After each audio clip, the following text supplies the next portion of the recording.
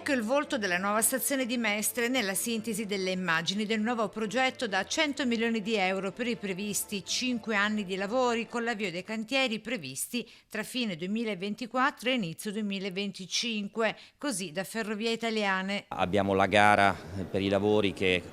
bandiremo per marzo, a settembre aggiudicheremo le prestazioni, subito la progettazione e subito dopo l'avvio del cantiere che contiamo di far partire a ridosso dell'avvio dell'anno nuovo. La presentazione con tanto di plastico, con la previsione di un aumento del più 35% di passeggeri entro il 2030 rispetto agli attuali 15 milioni l'anno per i 600 convogli al giorno, dati per i quali la stazione di Mestre si pone tra le prime 10 grandi stazioni d'Italia. Tante le novità che trasformeranno lo scalo ferroviario mestrino in un nuovo hub di riconnessione urbana che unirà Mestre a Marghera con un doppio accesso. Attraverso delle opere che garantiscono la connessione fra le due parti oggi separate dalla ferrovia, parliamo di Mestre e di Marghera, quindi un'opera di scavalco, la completa sostituzione anche del fabbricato viaggiatori, cioè il fabbricato di stazione. L'attuale fabbricato sarà sostituito da uno più nuovo e moderno, previsto l'innalzamento del marciapiede del binario d'altezza 55 cm,